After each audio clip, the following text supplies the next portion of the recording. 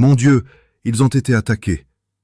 Cette phrase, prononcée dans la panique absolue d'un appel au 911, allait devenir l'un des indices les plus glaçants d'une affaire qui a paralysé toute la Napa Valley pendant près d'un an.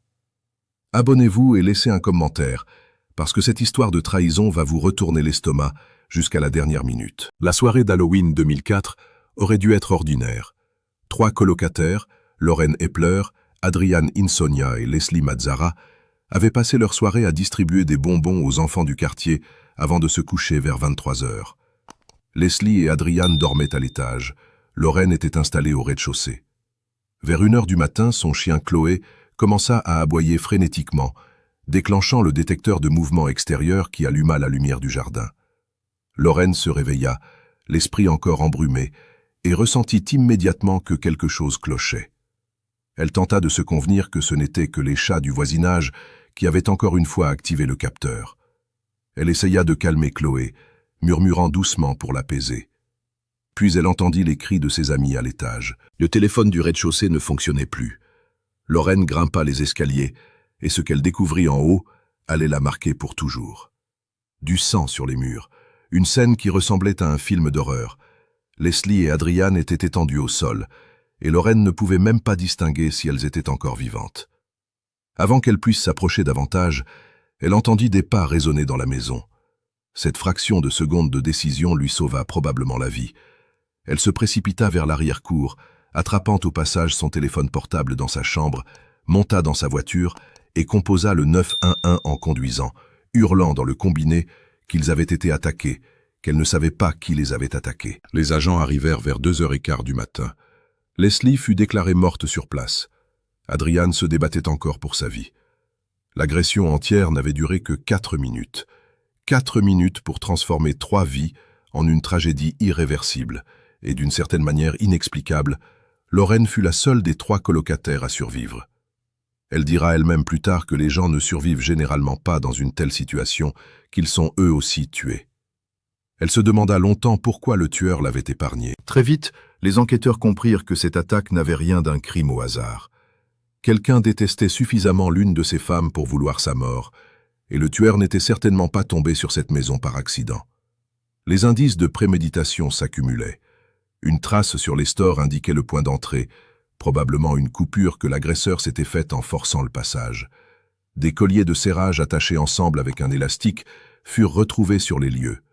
Et puis il y avait ces mégots de cigarettes, juste à l'extérieur de la maison. Un détail qui sautait immédiatement aux yeux des enquêteurs. Aucune des 3 femmes ne fumait.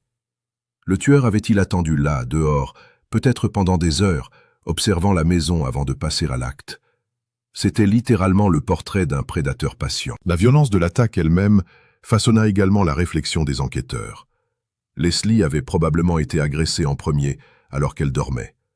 Adrian s'était précipité, non pas pour fuir, mais pour défendre son ami.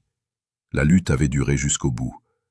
Une amie proche décrivit Leslie comme une battante, une fille combative qui se serait défendue avec acharnement. Mais cette brutalité même confirmait une chose essentielle aux yeux des enquêteurs.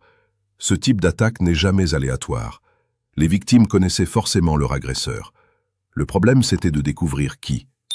Et le soir d'Halloween rendait tout plus compliqué, parce que les gens à l'allure suspecte n'étaient pas vraiment suspects ce soir-là. Tout le monde l'était. La police commença à collecter de l'ADN auprès de toute personne ayant un lien avec les victimes, amis, ex-petits-amis, voisins, délinquants enregistrés dans la zone. Après des semaines d'efforts, rien. Le tueur avait laissé suffisamment d'ADN pour résoudre l'affaire, mais personne ne savait à qui il appartenait. Pour Lauren, le cauchemar ne s'arrêta pas quand le tueur quitta la maison. D'une certaine manière, il ne faisait que commencer. Elle avait perdu ses amis, ses colocataires, et elle était sortie indemne. Les meurtres transformèrent radicalement sa vision du monde. Elle se mit à suspecter chaque personne qu'elle croisait, et les enquêteurs faisaient exactement la même chose, démêlant méthodiquement la vie des 3 femmes à la recherche du moindre détail suspect. Lauren et Leslie avaient loué cette maison ensemble 8 mois avant l'attaque, par l'intermédiaire de Lily, une amie d'Adrian, et du petit ami de Lily, Eric. Peu après leur installation, elles avaient rencontré Leslie lors d'une fête de quartier et l'avaient invitée à s'installer avec elle. Leslie était particulièrement extravertie et pleine d'énergie. Ancienne reine de beauté, elle avait beaucoup voyagé, rencontré énormément de monde, et son cercle social était bien plus vaste que celui des deux autres amis. Étant donné qu'elle avait été attaquée en premier ce soir-là, la théorie de travail de la police était simple. Leslie était la cible visée, et Adrian était peut-être simplement arrivé au mauvais moment en tentant de sauver son ami. Le problème, c'est qu'aucune des pistes prometteuses ne menait nulle part. Les enquêteurs passèrent des semaines à éplucher chaque conversation, chaque relation, cherchant le moindre indice sur l'identité du coupable, tandis qu'à proximité immédiate des victimes, quelqu'un échappait étrangement à tout examen approfondi. Ce qui suit ressemble à une histoire tirée d'un documentaire complètement différent. Après des mois de pistes infructueuses, Lorraine, désespérée et incapable de dormir par peur que le tueur s'en prenne à elle, consulta des médiums, Michael et Marty Perry. Que l'on croit ou non à ce genre de pratique n'est pas vraiment le sujet ici. Mais selon les rapports, ces séances avec les médiums menèrent à la réalisation d'un portrait robot, dont le détail le plus marquant était une barbiche. Lorraine jugea que cette piste valait la peine d'être partagée avec les enquêteurs, qui l'ajoutèrent au dossier et organisèrent une rencontre avec les médiums Perry. C'est alors que quelque chose d'encore plus étrange se produisit. Michael raconta avoir demandé à Lorraine qui était Lily. Juste ce prénom, Lily. Lorraine sut immédiatement de qui il s'agissait. C'était bien sûr l'amie d'Adrian, Lily Prudhomme. C'était par son intermédiaire et celui de son petit ami qu'elles avaient trouvé la maison. En réalité, Lily, Adrian, Lorraine et Leslie passaient fréquemment du temps ensemble. Mais le lien entre cette information et le massacre n'était pas évident. Même Michael douta de sa propre découverte. Lorraine, tout comme lui, pensait que ce n'était que la meilleure amie d'Adrian, et que cela n'avait probablement aucune signification particulière, sinon qu'Adrian essayait peut-être de transmettre un message à Lily. Lily, de son côté, semblait sincèrement impliquée dans la résolution de l'affaire, visiblement bouleversée par le chagrin. Pendant ce temps, près d'une année s'était écoulée. Halloween approchait à nouveau et le tueur courait toujours. Ce que personne ne réalisait encore, c'est que le nom de Lily ne menait pas seulement vers Adrian. Il menait directement vers quelqu'un qui se trouvait juste à côté d'elle. Car Lily n'était pas seulement la meilleure amie d'Adrian, elle était fiancée à l'homme qui allait finalement tout avouer. Une fois que les enquêteurs commencèrent à examiner plus attentivement l'entourage de Lily Prudhomme, toute l'affaire bascula.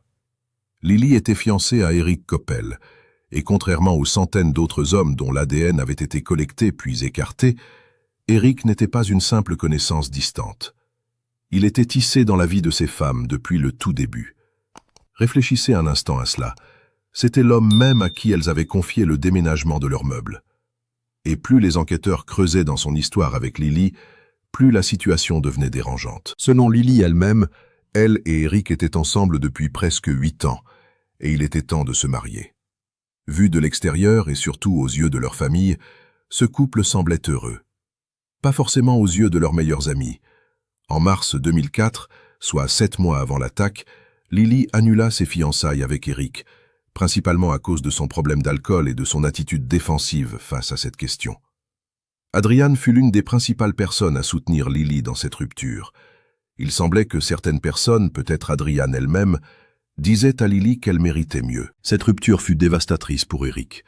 Il sembla désespéré de regagner le pardon de Lily, désespéré de faire fonctionner cette relation à nouveau. Et c'est ici que les choses commencent à devenir étranges. Finalement, les deux se réconcilient. Lily lui posa un genre d'ultimatum, se reprendre en main et s'engager pleinement, ou c'était terminé. Il choisit la première option.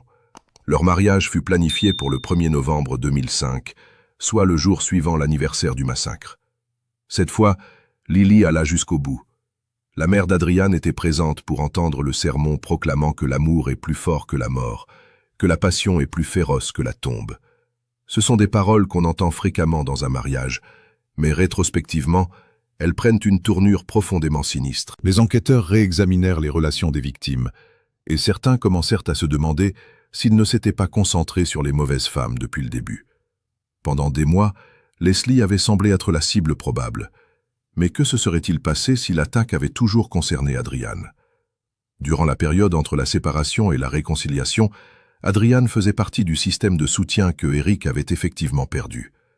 Lily semblait s'épanouir lorsqu'elle était avec Adrian, et il est probable qu'Eric se soit senti menacé. À ses yeux, Adrian avait convaincu Lily de rompre avec lui. Elle représentait donc un obstacle. Il était terrifié à l'idée de la perdre. Sa réponse fut simple et terrible. Éliminer celle qui se trouvait sur le chemin de son bonheur avec Lily.